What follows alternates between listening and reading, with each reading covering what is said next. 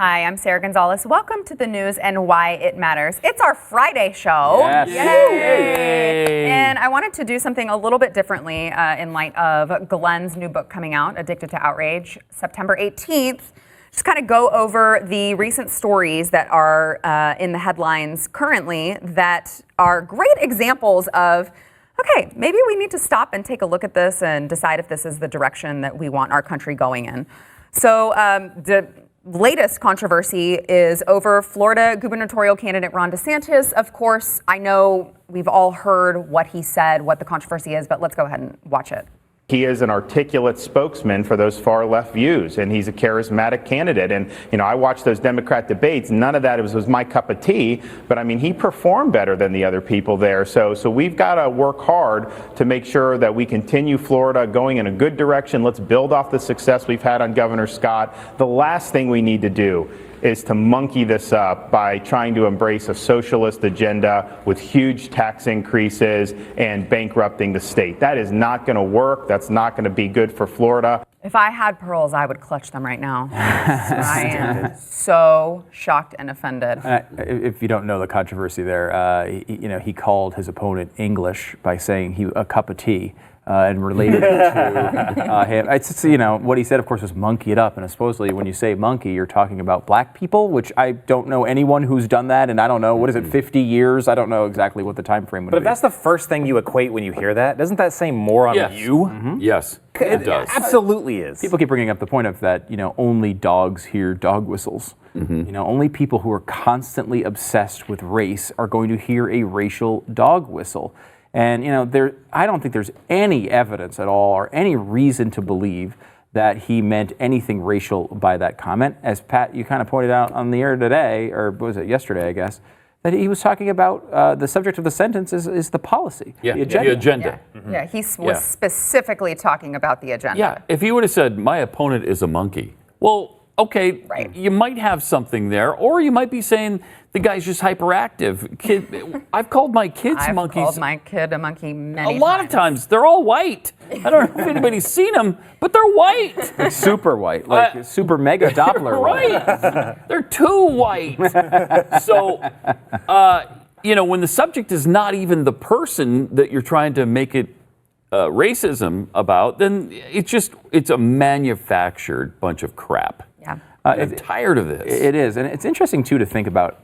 Basically, the accusation here is he's trying to say he's racist without actually overtly saying it, right? Like he's super racist and wants people to think about how bad black people are. However, at the same time, he's trying to hide it from the voters. And this is what's so interesting. Real racists don't have a problem admitting their racism. Mm-hmm. They actually want you to know about it. Mm-hmm. Richard Spencer has no problem talking to you about why white people are better than black people and why white people should live here and black people shouldn't. When you sit down and ask him about it, he will just openly tell you. He will openly tell you because he is a racist, mm-hmm. right? And you know what? It's an ideology that was around. George Wallace had no problem talking about it either. Didn't need a dog whistle. Yeah, exactly. And the reason why people don't want to say these things overtly, they don't say racial things overtly, is because they know everybody thinks it's terrible, mm-hmm. right? Like you, including them. If they thought it was good, then they would say it. But there's a lot of things like, think about how divisive an issue like abortion is, right? There's a lot of people who absolutely think you should be pro-choice and a lot of other people on the other side that say pro-life. Well, there's plenty of voices to find. Well, there's plenty of people who will talk about it and take a strong stand publicly and put their name on it. That's not something that you're embarrassed about. The bottom line is you're trying to find these mistakes that you can turn into racism. You're trying to say, well, secretly in the back of their mind, there's this little idea bubbling and it just spilled out just a little bit in that speech. Mm-hmm. When in reality, these people aren't racists. They actually have to watch themselves to try to not make something that you can turn into racist. And that's something completely different. It's a different standard. Well, hold on really quickly. Former RNC chair Michael Steele actually disagrees with you. Let's watch what he said. The assumption was that that he didn't misspeak, that it was 100% a racial dog whistle. Is it because he's connected to Trump? He didn't get the benefit of from many people, including Fox News. Because he's connected to Trump. It's because it's how white folks talk about black men who are successful.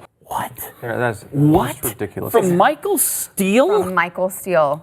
Now, he's taken up a bit of a position as an anti-Republican Republican lately. How is that not super racist? Like, what he just said is so racist. Right. I know, that's how all you talk about. Like, come on, give me a That's how break. all you white, people. That's how white men. You white people. Yeah. Isn't that what he was just saying? He was All just you basically white saying people. he's a typical white Oh person. my who, gosh. it's the same thing that Obama said. Wow. That's embarrassing. A lot of this is like, and Glenn talks about this a lot in his book too, is just take a step back and have some freaking common sense. Just think critically. Like, no one thinks critically anymore. Yeah. Actually, when you take a step back and actually look at this, do you really believe that a guy that's about to challenge, that is about to have in a gubernatorial election, that he's going to say something racist on the #1 cable news network in the United States? No! Especially as he's moving into the general. That's ridiculous. Even if he was racist, he wouldn't say it. Right, not now. No. Like, he might say it. You could argue he's going to say it before in the primary because he's going to try to win over all those racists. But now he's going into the general. It's the last thing in the world you'd want to do, even if you were a racist. Because there's so many racists that are going to swing the election for him. Even still, like, it's And that's the thing. These voters who they say are so racist for voting for Trump and all these candidates aren't racist. Because if they were racist, they would vote for the person who was saying the racist things. Instead, what you're telling us is all of them will turn away from this person if they did something racist, which is generally speaking true, which shows that they themselves are not racist. You know, it's like, I just wish the media would kind of get over themselves a little bit and get to the point where they could understand that their credibility is on the line with these things. You know, if you, for the very rare time on this program, we can actually say there are sports fans sitting around this table.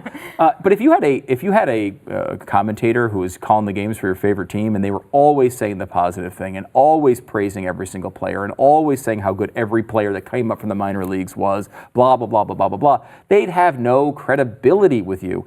If sometimes they said, look, I mean, this guy just doesn't throw hard enough to make it in the major leagues, you would be able to have a little bit of credibility. And if the media would just say, hey, look, this accusation against this politician or Trump, racism, this one's dumb.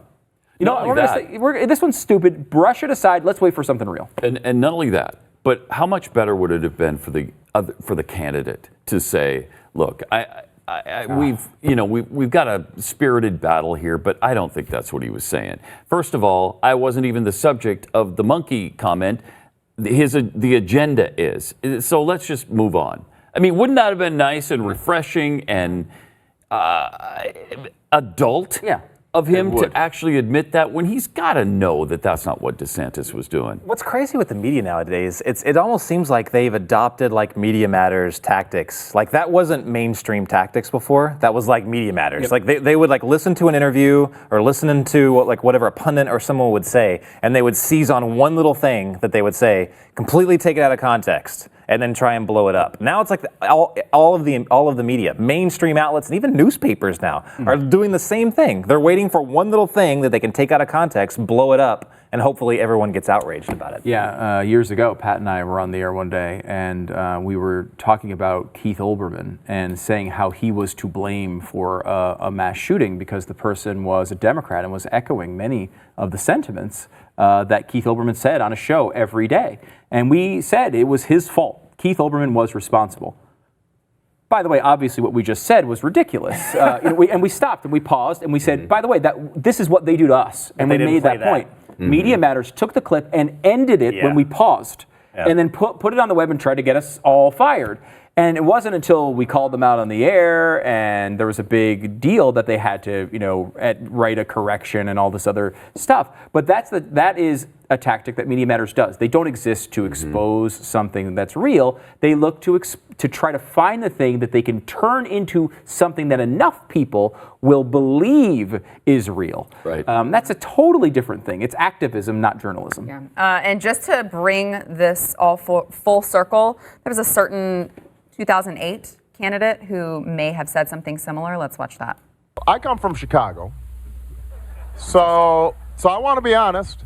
It's not as if it's just Republicans who have monkeyed around with elections in the past. Sometimes Democrats have too. Racist. Whoa. Racist. That's why it's so clear it was not racism, right? I mean, he's right. He obviously mixed up the phrasing a little bit, but saying monkey around with the success of Rick Scott, which is what he's talking about, or throw a monkey wrench into the operation, the operation of a successful Scott government, and also there's muck it up which would also have worked there. He just seemingly combined a couple of those phrases. It's blatantly obvious it was not Which racist. we've all done. Yeah, I've done it on air. Everybody's done it. Many times. Yeah. All right, so JD Martinez is apparently Pat's new favorite baseball player. I fell in love with him yesterday. Yes, head over heels. He wrote a tweet in 2013. Here it is, and somebody dug it up, and because that's a new hip thing to do to Major League Baseball players. You look for super old tweets from when they were much younger, and then you put them out there, and you try to get them fired, I guess, from their Major League Baseball team. He put up this tweet, which is obviously the picture of Hitler: "To conquer a nation, first disarm its citizens." Okay, and then he put how that's why he's always strapped everywhere he goes. So he carries a gun. Yeah. Oh my. So obviously that's horrific that he's a gun owner and he doesn't mind telling you. He actually should be fired just for that. Yeah. Right.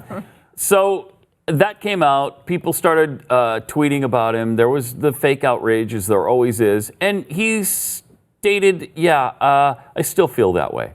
I stand by the tweet. I'm for the Second Amendment. I'm a proud American, and I still feel this way. I stand by that That's statement." for him. That's awesome. And nobody does that. What usually happens is that you equivocate or you apologize or I've changed since then. None of that. And, he's got a lot on the line. The guy has a pretty sweet gig right now, and he's doing pretty well. And if he would have apologized, it wouldn't have mattered, because then the next thing that had been, they would have kept bludgeoning him until they got whatever they wanted. They'd keep going. It never matters when they apologize. Nope. Even if it was something like when we saw with James Gunn. I mean, he had apologized and sort of tried to repent years before people dug up tweets that he had written that were so insensitive. And they still just bludgeoned him to death. They did the same thing with Laura Ingraham not so long ago, the David Hogg and his hit squad. She apologized, she gave in, and they were like, "You know what? We're still coming after you." It's like, come on. It's interesting. We did the same thing about Tiger Woods recently, where we were saying he was kind of staying there and stood by what he believed, even though people were criticizing him to speak up more against Trump and all these things. And part of this is, if you're there's a certain level of being really good at a sport that frees you up to do these things. I mean, JD Martinez is arguably the best player on what might be the best team of all time. I mean, they may win more games. They've had a little bit of a slow streak here recently, but they might win more games than any team has ever won. And when you get into those sorts of having an MVP and an MVP season for that team, he can say whatever the hell he wants at this point. I don't think Boston does. They will protect his life with their own. Yeah, that's a good point, because I was reading, and I can't recall the guy's name, but there was another baseball player who something similar happened with. They dug up some old, social media posts, and they deemed them racist. inappropriate. Yeah, and he had to undergo sensitivity training, and he was forced to apologize. There's been 2 of those guys recently. Yeah, so I guess because my first question was, well, maybe these sports figures are untouchable, but I guess it's only if you're a sports figure, but you're good. Yeah, there's a level. You're really good. You get so good, eventually you can stop it. I also would say, where are these agents? I mean, how on earth do you let one of your major league players, without telling them, hey, dude, every tweet gone before you're drafted. Delete. Every single one. You're never going to know which one's going to burn you. All of them go. No social media history. You are a 0 starting right now. Yeah, once you get famous, you might want to just eliminate your whole account and start over again. I mean, it would probably be advantageous for these people to do that. There was one kid in the NFL draft, I think. I don't remember his name. thing. Yeah. He got caught from sending tweets when he was 16. It was the quarterback from Wyoming, Josh Allen. Yeah, Josh Allen. Yeah. That's right. And he was a kid when he sent these 16. things. Come on. So was one of the Quoting pitchers. songs. In fact, I think both of the pitchers that had to go through the sensitivity training, it was from 8 years ago when they were 17 years old. Yeah. I mean, silly. It's insane. Silly. All right, back in a minute. But, in Boston, for him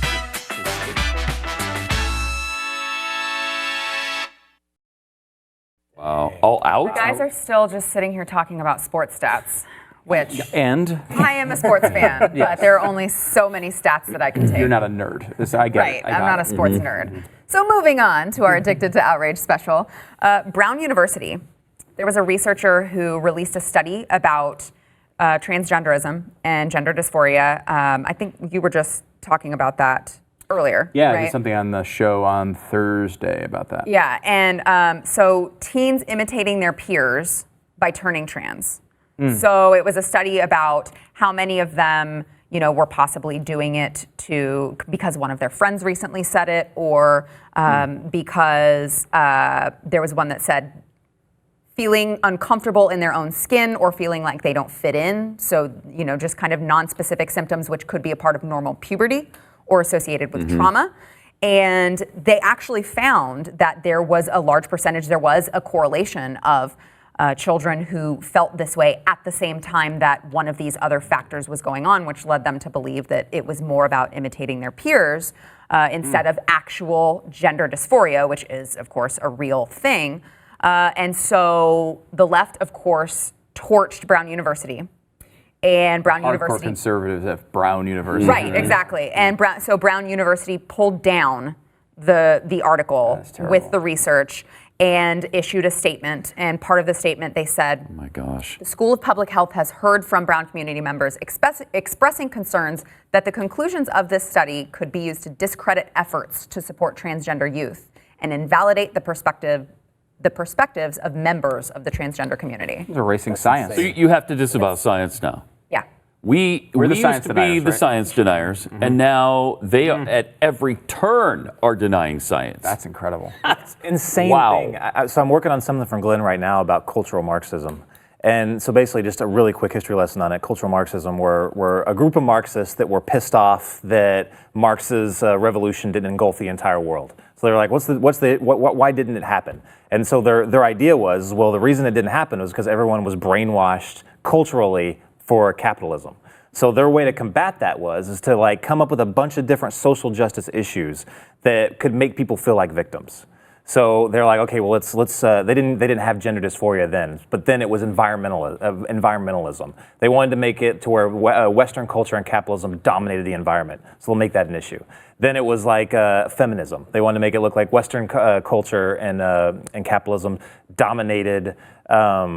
What was one I just said? Women, feminism. Wanted to dominate women. So they made all these different social justice things. But one I just read just before we came on here, one of their leading philosophers said that whether things are true or whether there are facts or the science behind it does not matter as long as we make people feel like they're oppressed and that Western civilization and capitalism were their oppressors. Boy, we are there, huh? Yeah, we are really are. exactly where we are. And this is the perfect example of that. Yeah, postmodernism at play. All right, so up at TheBlaze.com, I just saw this I guess it was yesterday that I saw this up at TheBlaze.com. There was a college that is being accused of rejecting an applicant for following Alex Jones on Twitter. So this particular student got called into the admissions office for an interview. And, I'm sure he's thinking okay, I get to talk about my academic achievements and I get to talk about, maybe what I want to major in or whatever. And he got asked by the admissions person why he follows Alex Jones. So they actually asked him in his interview why he follows Alex Jones. Now keep in mind, he had not ever retweeted anything that Alex Jones had said. He had never liked any of Alex Jones' tweets. It was the simple fact that he followed him on Twitter. So this is what they're alleging in the particular lawsuit. And this student's lawyer went and did a background check and found that the admissions director follows Bernie Sanders. And of course that she followed other political groups and causes that are known to be politically left on Twitter. And I know that this kind of goes in line with some other stories that we've heard in the past about all of these universities, really censoring or suspending or revoking admission to their universities because their beliefs, what it comes down to political beliefs. So what's the school again? Did you mention that? I don't have it on here. Because I mean, particularly if it's a state school, this I think is a real problem. I mean, look, if it's a private school and they think they want to have people who they think are conspiracy theorists on their campus, I guess they cannot have them. They can make those decisions in theory, though it's not a wise. Is a follow decision. Really Right, well, that's not an indication. The reason I didn't jump on that one is because you said they did ask why, right? Yeah. So why do you follow Alex Jones? Do we know what his answer was? because I No, really they believe didn't 9/11 say. was an inside job, or because I think it's funny. Because I mean, I probably have retweeted Alex Jones because I think he's hilarious. Same. There's a lot of people I follow though that I don't agree with on Right. a myriad of things, and But just to Well, be I asked follow that him particular question. because I'm tired of them putting stuff in the water that turns the freaking frogs gay. Right? That's why I follow him, and I think that's the correct answer when They you're keep me asked. up at night Right? doing their That's gay a great frog point. stuff. Yes. It's insane. Yes. Speaking of the youth, Now, normally, I don't care what the frogs are doing on their own lily pad, Right. but Yeah. when it gets involved in my sleep pattern, But it's outside your window. I have a problem. It's crossing the line. yes. so there was a 10-year-old North Carolina boy who came home from school. Tuesday afternoon, it was a lovely Tuesday. His mom was like, hey, how was school? And she could tell that something was wrong with him. So she kind of dug in for more information. And he said he got in trouble for saying, yes, ma'am. I love this story. Yes. So he was forced by his teacher, who did not appreciate him saying, yes, ma'am, in North Carolina. He was forced to write the word ma'am 4 times per line on both sides because she instructed him not to say yes, ma'am. And the worst part of this story, it really makes me mad. The teacher had also told the boy when he said it that if she had been holding something, she would have thrown it at him. wow, that's unbelievable. 10 years For old. calling her ma'am. For saying yes, ma'am.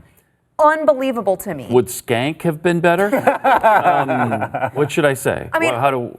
I'm from the South, so I get unbelievable. it that some people are not raised to use the word ma'am. But doesn't everybody generally know that's a term of respect? Yeah. That's right. You know? Especially when you're 10. Yeah. Right. I mean, this is the issue: is the teacher is trying to unteach something the parent has taught. Right. And that is not Right, something that's that bad. should be. That's not what you're supposed to do. You're supposed to be assisting the parents and bringing them along with some of the educational basics, Yeah. not trying to unteach what my kid has learned at home. You're that outraged that a 10-year-old And that says comes yes, ma'am. right out of Glenn's book.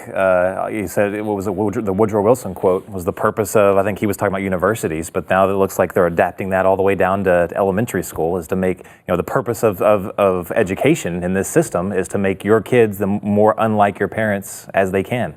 Yeah. And it's exactly what that is. All right, we're doomed. Back in a minute. Done a heck of a promotion. Blaze subscribers, don't forget to tune in to Overtime. You can do that by going to On Demand. And just remember, we need a healing. Our country needs healing. And don't forget to check out Glenn's book, Addicted to Outrage. Again, it is out September 18th. You can pre-order it now on Amazon. And we'll see you guys in Overtime.